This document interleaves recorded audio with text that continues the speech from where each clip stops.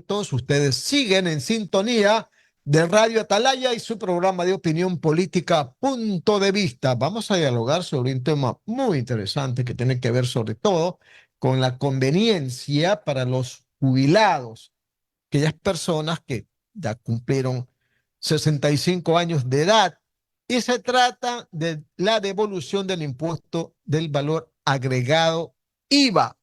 Este es un proceso que empezó en el 2018 en este país. Un proceso que consiste, como digo, en la devolución de una parte del IVA a los adultos mayores de 65 años.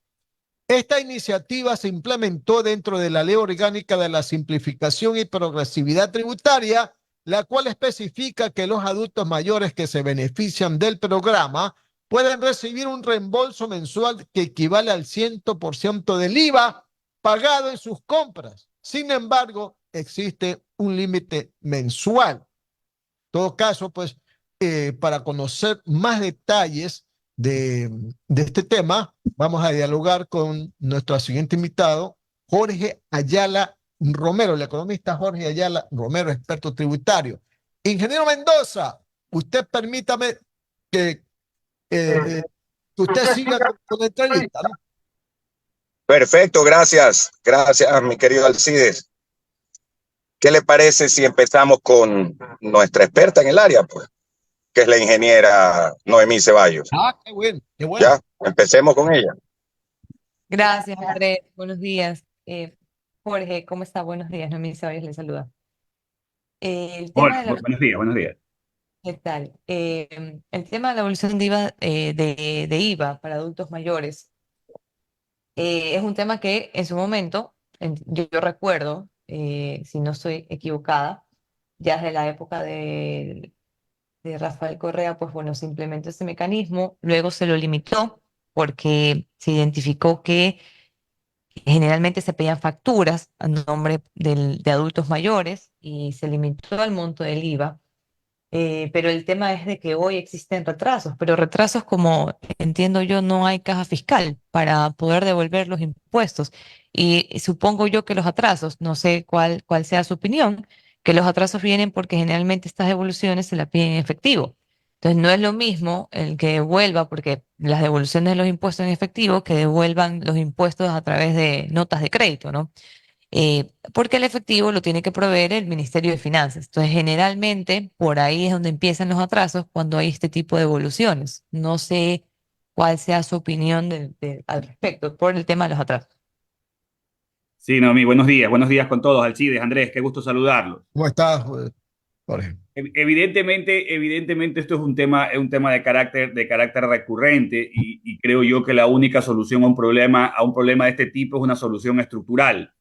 En el tema de las devoluciones, siempre he venido sosteniendo que el SRI pareciera que se olvida que no pierde su facultad determinadora cuando devuelve un impuesto. Y la devolución debe ser contra declaración inmediatamente, del IVA a los otros sectores y en el caso de el IVA a los mayores de edad o a los adultos de tercera edad debería ser contra presentación de solicitud sin mayor demora. Evidentemente que hay un tema de flujo de caja que debe ser resuelto, pero creería yo que una solución a este tema podría ser que a través de mecanismos automáticos el adulto mayor puede ingresar o pueda declarar sus facturas en el sistema y automáticamente le llegue la nota de crédito desmaterializada que pueda ser usada o negociada en mercados de valores o en cualquier lado para que pueda hacer uso de la misma sin necesidad de estar esperando que el SRI proceda a una devolución. Esto es un tema que se lo ha venido conversando muchísimo tiempo, aplica tanto para cualquier tipo de devolución, es decir, que contra presentación de declaración el contribuyente tenga la posibilidad de en el sistema tener su nota de crédito desmaterializada y poderla usar automáticamente. Okay. Esto no será y evidentemente está generando este tipo de problemas de flujo de caja del gobierno, ¿no? Ok, como un mecanismo más simplificado que existe para la devolución de IVA de exportadores, que no es tan inmediato, pero sí hay una liquidación provisional, por ejemplo.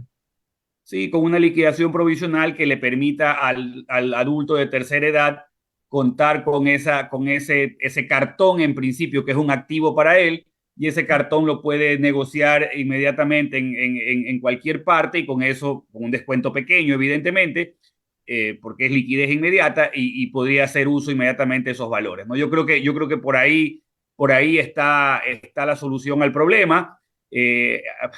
En algún momento se había pensado en tener un mecanismo de cámara de compensación de notas de crédito a través de la plataforma del SRI para que quien quiera negociar notas de crédito pueda hacerlo mediante este mecanismo de cámaras de compensación y no tengan que recurrir al mercado de valores.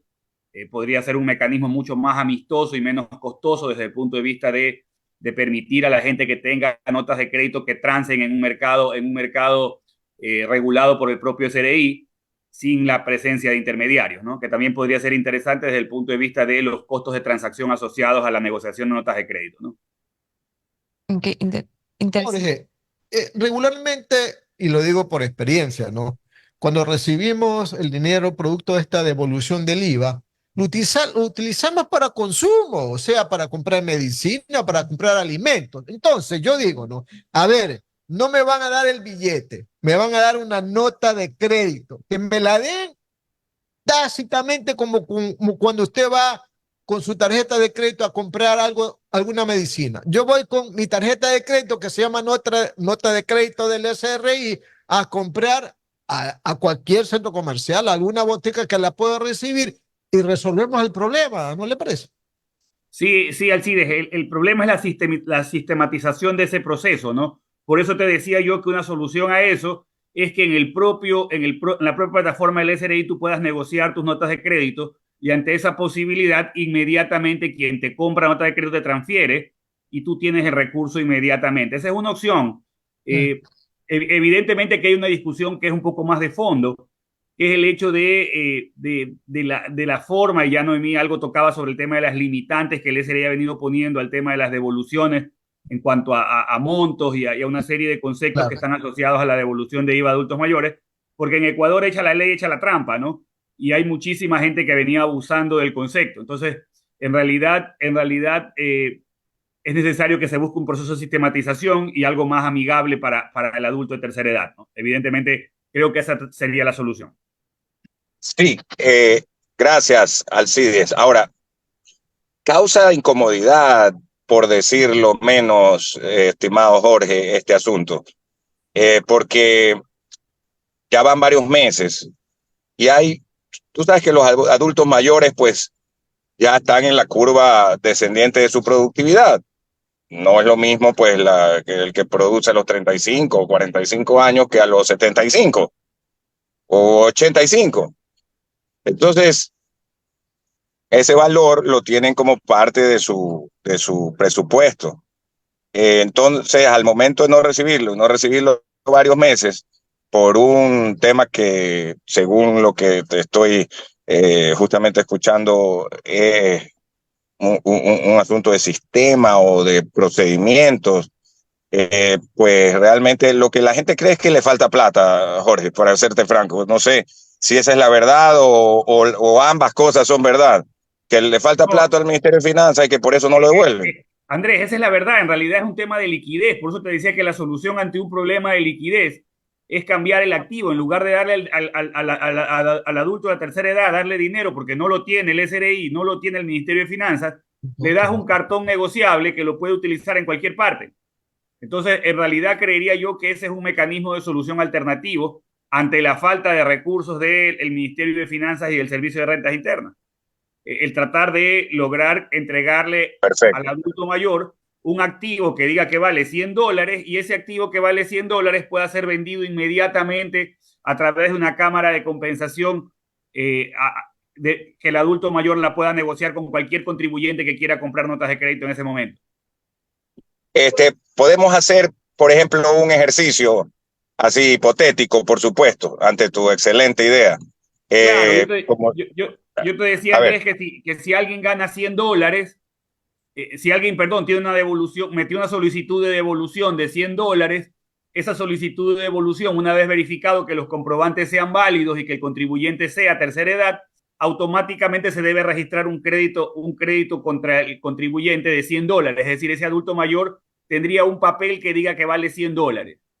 inmediatamente va a aparecer alguien que quiera pagar sus impuestos y le va a comprar ese papel, me invento, por $99 y le va a transferir al señor los $99 a su cuenta. Ok, me queda clarísimo. Y me parece, Al final del día eso es lo que hace el mercado de valores hoy en día, Andrés. Eso es lo que hace el mercado de valores a través de un sinnúmero de compañías que ofrecen este servicio. Lastimosamente, para valores pequeños y para transacciones tan pequeñas como estas, los adultos mayores muchas veces no tienen el conocimiento del caso. Creería que una ayuda del Servicio de Rentas Internas en este sentido, para hacer más amigable el proceso de transacción de notas de crédito, puede ser una solución. claro que sí. Y solamente ya en la parte legal, digamos, ¿eso se necesita una resolución del SRI o necesita alguna reforma legal? Es una resolución nada más del SRI para que proceda a sistematizar, a cambiar el procedimiento nada más. Clarísimo. Yo creo que con eso, con tus respuestas a Noemí, Alcides, y con la insistencia mía, te la hago porque conozco a varias personas de la tercera edad que justamente están en esa situación y que se quejan, pues. Y otros nos escriben también preguntando al respecto. Ok, una vez que... Sí, algo más me ibas a decir. Sí, sí, Andrés, disculpa que interrumpa y aprovechando la presencia de Jorge, y que estoy viendo aquí el universo, yo no sé si Jorge pudo ver, pero el día de ayer y antes de ayer se publicó la nueva tabla del impuesto a la renta de personas naturales. Para todos los que nos están escuchando, las personas pagan impuesto a la renta de forma progresiva y todos los años el SRI publica la tabla en función de índices y dependiendo del tema de canasta básica y un sinnúmero de cosas. Pero bueno, en todo caso, eh, hay un monto por el cual uno empieza a pagar impuestos, que es de, ¿cuánto era? 11.000, me parece que era 11.000 tanto. Bueno, en todo caso, el 11.902. 11.902, exactamente. Está exentos de ingresos hasta 11.902. El Esa es la punto nueva. Ajá, esa es la nueva tabla para el año 2024. El tema estaba en que habían dividido este valor para 12, que da como 900 y tantos de dólares, y decían que las personas que mensualmente ganaban a partir de 900 tantos empezaban a pagar impuestos. Y lo que yo quisiera aclarar, y no sé si Jorge coincide, que no es tan así. Porque si uno gana 11.902, las personas que están bajo relación de dependencia al año, exactamente al año, aquí hay que descontar el IES. Entonces, descontado el IES, ya obviamente disminuyen ingresos y por tanto no es que necesariamente a partir de los 990 y tanto de dólares que sale la división de 11.902 para 12, uno empieza a pagar impuestos, sino que tiene que ganar superior a 2.000 y pico de dólares para que descontado el IES uno empiece a ganar impuestos. No sé, por si vio también las publicaciones que estaban por ahí en redes sociales. Interesante eso. Sí, sí, Noemí, efectivamente estoy de acuerdo contigo. Evidentemente yo siempre he sido partidario y esto es algo que se lo sugerí inclusive al equipo de Guillermo Lasso en su momento. Se iba a implementar, pero lastimosamente una mala comunicación del ministro Cueva en televisión terminó dando al traste con el tema de la ampliación de la base imponible. En un inicio la sugerencia iba encaminada a que todo aquel que genere renta contribuya con el Estado. Es decir, independientemente de los montos de ingreso, eh, hay que contribuir. Si alguien gana $500, creo que una contribución de $10 al año no lo va a hacer más pobre. Es decir, evidentemente cuesta, pero bajo el concepto de corresponsabilidad fiscal, todo el mundo debería contribuir. Eso es un punto importante. Y el otro es que evidentemente a mí me cuesta porque yo fui el creador, Andrés, Alcides y Noemí, del concepto de gastos personales en la norma. Y la Ujú. forma en la que se trastocó este concepto para darle paso a un tema de crédito tributario que limita un poco las deducciones y que limita un poco la posibilidad de que la gente pueda pedir sus facturas para descontar gastos, ha ido minando el tema del impuesto a la renta en el Ecuador. Estoy partidario de que se baje la fracción básica desgravada, que se alcance a un mayor número de contribuyentes, porque no tiene que ser o no puede darse que siempre sean el mismo porcentaje de contribuyentes los que estén financiando las arcas del Estado. Todos debemos de contribuir en nuestra justa medida. Para que podamos exigir servicios y bienes al Estado, debemos aportar. Y un poco en esa línea es mi argumento a favor de que se vaya bajando la fracción básica desgravada para que más cantidad de gente pueda aportar. Hoy en día, solo para ponerte un ejemplo, cerca del 20% de la población económicamente activa es la que aporta vía impuesto a la renta al Estado. El otro 80%, porque gana valores más bajos de los mencionados por Noemí, prácticamente no aporta al Estado, ¿no? De acuerdo, de acuerdo. Ok, Jorge, hay un mensaje que quería dar a conocer también. Realmente tenemos algunos, pero voy a leer uno a través del Facebook Live de Radio Atalaya 680 AM. Y nos dice lo siguiente, el señor Francisco Bedoya Quintana. El señor Francisco Bedoya Quintana, que debo entender es de la tercera edad, dice, de ninguna manera esa podría ser la solución, con las tremendas trabas que ponen a todo nivel los ineptos burócratas. ¿Qué opina, mi estimado Jorge? Bueno, es que partimos de una ineptitud y si ya decimos que no hay forma de corregirla, pues lo mejor es apagar la luz. Hay que buscar alternativas y soluciones al problema. El Estado no tiene plata. Entonces, en realidad, esto es un viacrucis que no solo lo viven los adultos de la tercera edad, lo viven los empresarios inclusive, porque llegan momentos en que recibes la nota de crédito o recibes la resolución y no recibes la nota de crédito de parte del SRI por falta de dinero. La solución inmediata a esto es que puedas monetizar ese dinero a través de mecanismos de transacción, ¿no? Creo yo que puede ser interesante, pero bueno, no soy dueño de la verdad y creo que ante la calentura que puede sentir la persona de la tercera edad por esta ineficiencia, evidentemente cualquier solución que no pase por entregarles el dinero va a parecer no viable, ¿no? Claro, claro, es comprensible. Noemí también tenía algún comentario ahí. yo también, yo también. A ver, dele. Alcides, a ver. Mire, en el Ecuador, Jorge, hay 504.491 personas entre discapacitados de la tercera edad que reciben su devolución del impuesto al valor agregado, ¿verdad? Cuando pagan cualquier servicio pues, que se sirvan, etcétera. Este es un subsidio del Estado, ¿verdad? Entonces, estaba escuchando a algunos economistas decir que por qué dentro de este gran paquete de subsidios que tiene el Estado, ¿por qué no se elimina este subsidio? Además de otros que ya están empezando a ser discutidos, una manera de focalizar los subsidios a los combustibles, por ejemplo. Pero yo le pregunto, ¿qué tan sólido es, Jorge, este beneficio que reciben estos 504.000 entre discapacitados y jubilados? ¿Qué tan sólido desde el punto de vista legal es esto como para que nadie vaya a decir que este es un subsidio que debe ser eliminado? A ver, Alcides, y me voy a desdoblar porque evidentemente soy economista y en las clases de economía no siempre argumento en contra de esto y no puedo dar marcha atrás a mis criterios. En realidad es un tema de principio. El tema de subsidios, cuando tú no lo focalizas adecuadamente y no les pones un límite de tiempo y no les pones un objetivo claro, no sirven. Un subsidio sin un objetivo claro, sin un horizonte de tiempo definido, no tiene sentido. Cuando yo monto un subsidio, estoy renunciando a algo para darle algo a alguien y evidentemente lograr un cambio en algo. La pregunta es, cuando yo le entrego estos recursos al discapacitado, al de la tercera edad, ¿por cuánto tiempo va a ser? ¿Qué espero lograr a cambio de ello? Segundo, no tengo una focalización adecuada de quién es el discapacitado o la persona de tercera edad que está recibiendo el recurso. Puede ser alguien de alto nivel socioeconómico que esté beneficiándose de un subsidio que quizás no lo necesita. Entonces, en realidad yo soy enemigo de los subsidios que nacen desde este punto de vista.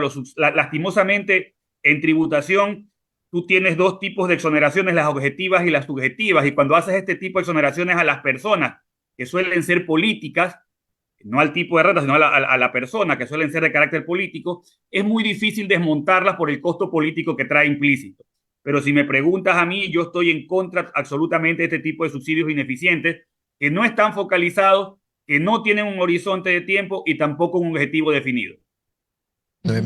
No, y que se pueden prestar también a, como decíamos, echa la ley, echa la trampa, ¿no? Jorge, pasando a otro tema y aprovechando la entrevista, el tema de la reforma. ¿Qué opinas sobre la autorretención que se va a aplicar a compañías denominadas grandes contribuyentes y la viabilización de este tema? Porque hasta el momento el Servicio de Rentas Internas no se ha pronunciado y se entiende que, bueno, ya la ley está vigente y que debería aplicar ya, o al menos a partir del 1 de enero del 2024. Sí, yo pensé, Noemí, que había visto reformas malas, como la anterior, del gobierno de Lazo, y esta, Perdón. ¿no? O sea, en realidad es un Frankenstein.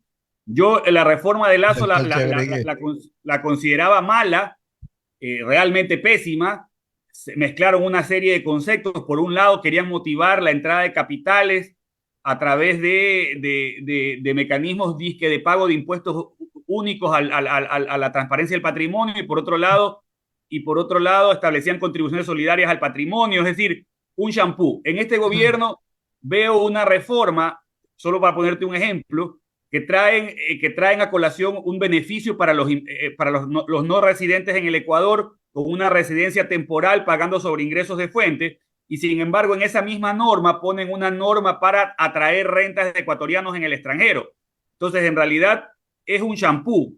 Y ya en la parte medular de tu pregunta, yo te diría que es un mecanismo anticipado de generación de recursos, evidentemente, el que ha buscado el Estado a través de estas autorretenciones a los grandes contribuyentes. A mí no me gusta particularmente porque todos estos sistemas presuntivos de determinación de renta anticipado terminan dando como resultado que el contribuyente tenga que reclamar a fin de año por impuestos retenidos en exceso.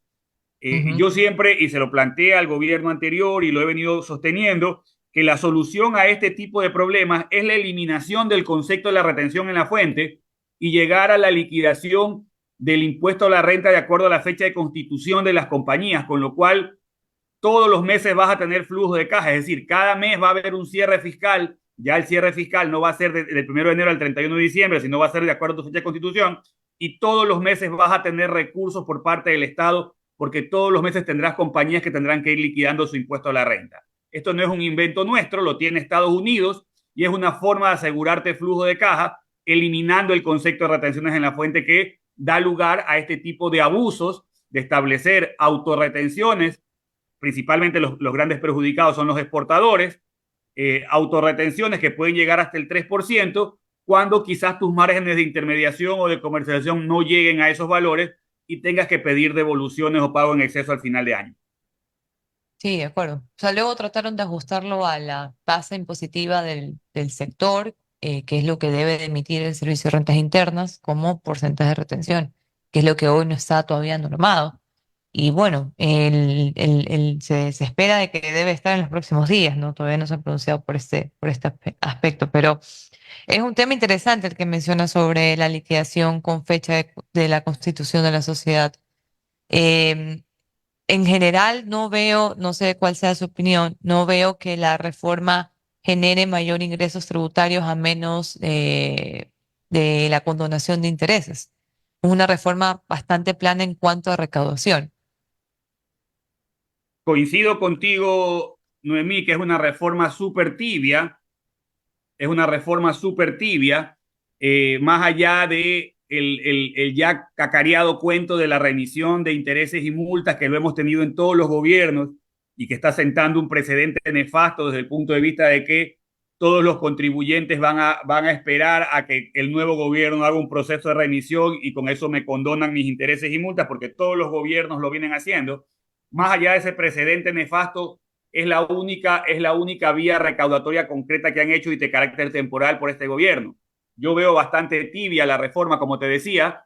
No es una reforma que si tú ibas a hablar de estímulos al empleo y la inversión, yo hubiese tocado, por ejemplo, el impuesto a la renta de personas naturales, hubiese bajado quizás la tarifa de impuesto a la renta de personas naturales, hubiese tocado el IVA con un IVA diferenciado, es decir, esperábamos una simplificación tributaria. Creo que yo lo dije en alguna entrevista pasada, la coyuntura del gobierno, la coyuntura política a la que se enfrenta de estar en un año eminentemente electoral, Claro. condiciona cualquier reforma estructural que pudiese haber ejecutado. De esa manera, Creo yo que ni siquiera es una reforma recaudatoria, es una reforma que por ahí incorporó algunos proyectos de ley que estaban en la reforma tributaria, en una propuesta de reforma tributaria del gobierno anterior, como la zona franca, como la CFC. Es decir, para mí no es un proyecto bien articulado, y no es un proyecto que tiene un objetivo claro y lógico en su articulación. Sí, coincido. Parte es de una propuesta de reforma que no vio la luz del gobierno anterior por la coyuntura política que en su momento da la muerte cruzada, ¿no? Sí, Ahí y sí, hay reformas que son buenas, hay Exactamente reformas que ya son buenas y son 10 malas, de la ¿no? mañana. algo está diciendo Jorge. ¿Qué decía Sí, Jorge? sí, decía que hay reformas que son buenas, pero que temporalmente quizás no sean adecuadas. No era el momento para meter una reforma de este tipo. Lastimosamente, creo que muchos funcionarios públicos y principalmente del Servicio de Rentas Internas se alinean demasiado rápido a los conceptos que dictan los organismos multilaterales sin tomar en consideración la realidad del país. Si tú me preguntas si en países donde la inversión extranjera, donde el peso del país geopolíticamente es importante, te diría que articulemos un tema de CFC Rule, articulemos un tema de residencia fiscal temporal para inversores. Pero en un país como el nuestro, donde nadie quiere venir por la inseguridad, por la delincuencia, donde el empresario está saliendo del país, donde el empresario quiere irse, poner una norma como la de CFC Rules para tratar de atraer rentas en el extranjero es prácticamente decirle al inversor ecuatoriano: mira, te saco. Jorge, además de que no tiene sentido si el año anterior pusiste un régimen de regularización de activos. O sea, hoy todos los que regularizaron están ya expuestos y dices ahora de que vas a tener este régimen de las compañías foráneas, las, ¿qué? CGF, no me recuerdo las iniciales, CFC pero Rules. sí, exactamente, pero el tema de las compañías foráneas, entonces es un tema contradictorio. O sea, ahí es donde dejas en evidencia que el país tiene muy poca seguridad, no quiero decir seguridad jurídica, porque no necesariamente es seguridad jurídica, pero sí como confianza en el Estado como Cero tal. estabilidad Cero en las estabilidad, reglas, claro. exactamente, Cero estabilidad. cero estabilidad, porque un año dices una cosa y en el siguiente sigues poniendo impuestos a las personas que tienes en el radar y no amplías más bien tu base de contribuyentes, que es tal vez por donde debería apuntar el gobierno, desde mi punto de vista. Sí, de acuerdo, de acuerdo. Esa es un poco la realidad. Yo te diría que están haciendo que quizás el inversor ecuatoriano se sienta eh, que para él las situaciones son distintas al inversor extranjero. Al inversor extranjero le permites, por ejemplo, pagar por ingresos de fuente, y al inversor ecuatoriano le dices: si usted invierte, le va a hacer pagar por renta mundial. Es Exacto. ilógico, es ilógico. Me parece que es un absurdo que en la misma norma tengas esos dos conceptos, pero como te digo, creo que a la persona que está haciendo esta reforma simplemente se dedicó a copiar y a pegar artículos de reformas anteriores sin buscar un objetivo claro, ¿no? Solo una pequeña aclaración, porque igual es importante para los que nos escuchan y él sí es que tiene una pregunta. El punto de la residencia temporal lo quitó la Asamblea, por si acaso. No pasó al final como última versión. Lo que sí dejaron fue el tema de las foráneas. Ok. Sí, pero eso era algo que estaba en la primera versión de la ley, pero la Asamblea lo quita, esa residencia temporal, y lo que dejaron nada más bien la Asamblea es el que incorpora este tema de las sociedades foráneas.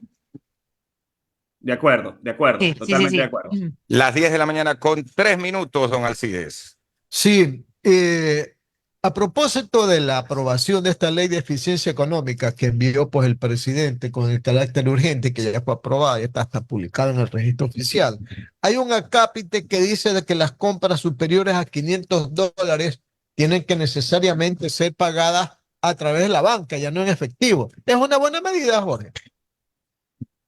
Mira, yo creo, Alcides, que este tipo de reformas en realidad no tienen mayor impacto en el tema de lo que quieren controlar.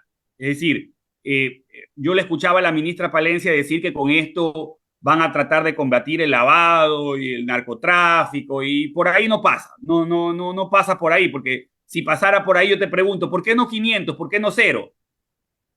¿Por qué no decir que toda transacción automáticamente debe ser hecha por el sistema financiero? En realidad, si alguien hacía porque el año anterior era 1.000, ahora es 500. En realidad, si esto fuese una solución de fondo, lo que hace la gente es en lugar de pedir, de hacer una operación de 500, hace 2 de 200 y se acabó el problema. Y en realidad no es una solución de fondo al problema estructural del uso de efectivo. Nuestra economía tiene un problema estructural, que es que en muchos sectores se usa efectivo. Yo recuerdo haber sido miembro del directorio de un banco aquí en Ecuador, y una de las preguntas que le hacía a los operadores del banco era: ¿por qué siempre tenemos gente en las ventanillas cuando tú vas a otros países del primer mundo y en realidad no hay ni ventanillas, hay escritorios para atender a la gente que muy remotamente llega al banco? Y en realidad es un tema sociocultural en el Ecuador, que da hasta chiste, porque cuando tú te vas a Estados Unidos y quieres pagar con un billete, te dicen: usted es ecuatoriano, porque el billete está todo arrugado por la gran cantidad de uso que le has dado al billete, ¿no? Y en realidad es un tema sociocultural. Yo creo que si solucionas esos problemas de economía que son estructurales, como la parte agrícola, como la parte de informalidad en las bahías, y logras hacer que esta gente de alguna manera u otra se formalice y entre en el radar, con esto vas a lograr que la economía sumergida empiece a salir a flote. Es un problema estructural que, te digo, con esas medidas un poco tibias no se solucionan. Oiga, y Yo hay le una pondría... realidad, hay una realidad, pues el 23% de la población está bancarizada y el resto, ¿cómo hace el que no tiene ni una tarjeta? Increíble, pero es la verdad, ni una cuenta de ahorro, una cuenta corriente, y entonces tiene que usar Sí, el billete, pero no le queda más. es muy difícil para muchísima gente acceder al sistema financiero, ya sea por localización geográfica de las entidades financieras en sus territorios, o por la dificultad de los costos de transacción, de ir a retirar dinero del banco continuamente o ir a pagar con una tarjeta. Hay lugares todavía en Guayaquil, Alcides, que no aceptan tarjetas de crédito. Exacto. Entonces, Eso es cierto, es evidentemente eso es verdad. una locura, ¿no? Es una locura porque te obligan a sacar Billete, efectivo. ¿cierto? Y el otro punto es que hay recargos en ciertos establecimientos cuando pagas con tarjeta. Eso no debería Esa es existir. otra, ¿cierto? Eso sigue manteniendo. Todavía sigue existiendo. Necesito eso. Claro. Exactamente. De acuerdo. Ambas cosas son, digamos, exacto. Que no puede pagar. Las 10 de la mañana con 7 minutos, solamente en ese aspecto, el de los $500, Sí, quiero insistir un poquito ahí, Jorge, para que tengamos claro. ¿Qué pasa? Porque me decían, es que mucha gente compra motos que valen $1,000 o $1,300 y son gente que lava, o microtraficantes o cosas por el estilo. Pensemos que alguien ahora va a comprar algo que vale $1,000 o que vale por encima de 500. En ese caso, ¿cuál sería el proceder de un comercio, pongamos? Es que Andrés, a ver, hay dos cosas. Primero, el que vende no tiene ningún problema en recibir el efectivo. El problema es para el que lo paga. El que lo paga, ese gasto es no deducible del impuesto a la renta si no está bancarizado. Entonces, en el ejemplo que tú planteas, si yo soy un, Claro, si yo soy un lavador o un no me narcotraficante y voy a interesa. comprar una moto en efectivo, Ya, a mí no me afecta porque no necesito ni el gasto ni el crédito tributario. Entonces, en ese sentido, la reforma no pasa por ahí. ok. Yo creo que el Es que objetivo que es buena persiguen... la aclaración, porque mucha gente está confundida y dice, entonces ya no voy a poder hacer. Era lo que yo trataba de explicarle al inicio al CIDES, de que no es un tema de que no puedes pagar, es Ok. solamente un tema de deducibilidad.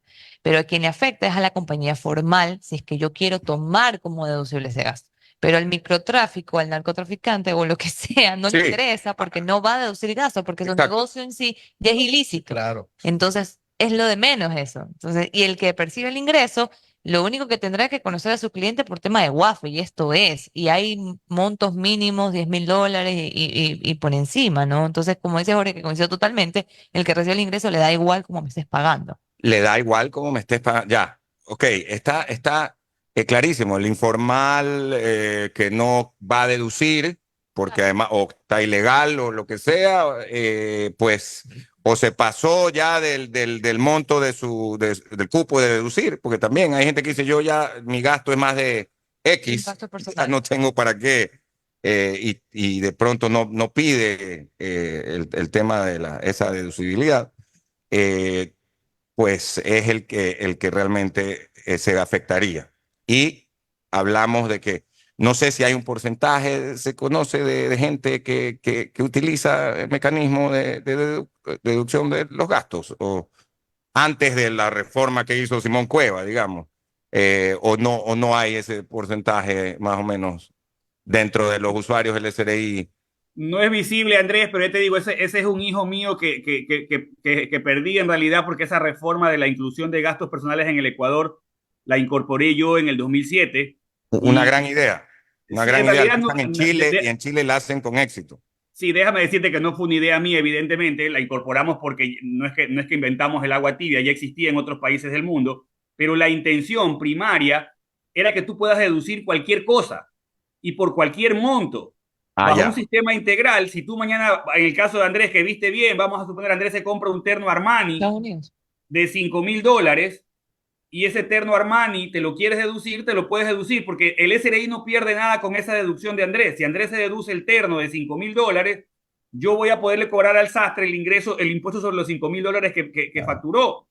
El Estado no pierde nada. Hoy en día, lastimosamente, la gente no pide facturas ni Es visibiliza cierto. la transacción porque no hay los incentivos para hacerlo.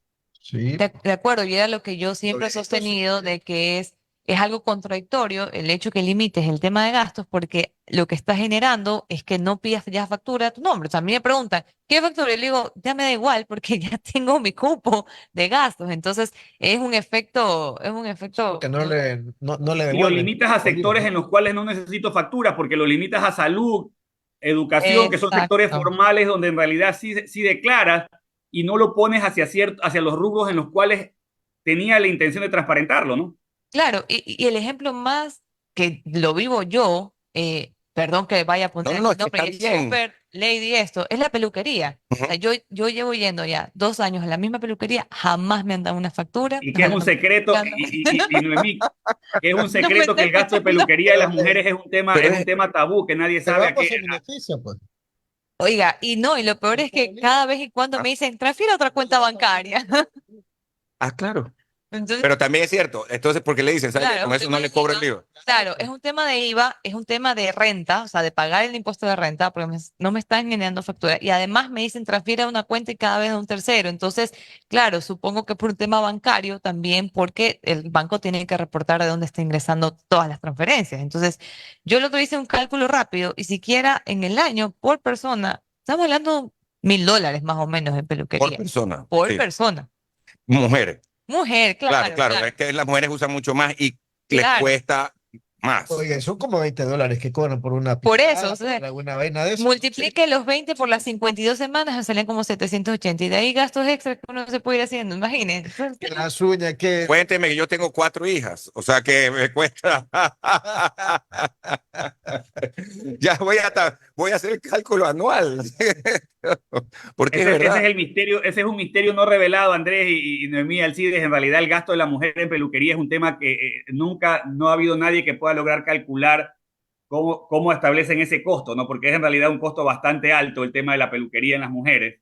Belleza en Y, general. Belleza en general, Los doctores, por eso manicure, identificaron a ¿cómo los se llama? doctores, los que operan, a los Los cirujanos. cirujanos plásticos que facturan buenas cantidades. Sí, Sí, es que pacto. y no pide facturas, ¿no? Y la gente no pide facturas porque no las puede utilizar. sí es que facturan, claro, no piden. Tienes toda la razón. Si los quieren. Pero sí los identificaron, ¿no? O sea, ya por lo menos hacen a veces control.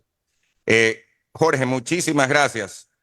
No, gracias a ustedes por la invitación. Siempre es un placer acompañarlos. Igualmente éxitos para ti, para Visual Consulting y un abrazo fuerte para toda la familia. Entiendo, no sé si vas a pasar acá o en la playa, pero sé que tu papá, que Julio Ayala está, dice, atrapado allá en Palmar. Por las No sé lluvias, si por las lluvias. voluntaria o involuntariamente. Él dice que por la lluvia, involuntariamente, por la lluvia, pero dice que es por la la lluvia. lluvia. Sí, sí, todavía no definimos el lugar de fin de año, pero lo importante es pasar en familia, que eso es lo más importante de todo, ¿no? Por supuesto que sí, por supuesto que sí. Era el experto en materia tributaria y realmente un conocedor del tema, el consultor y Jorge Ayala Romero. Nosotros vamos a hacer una pausa comercial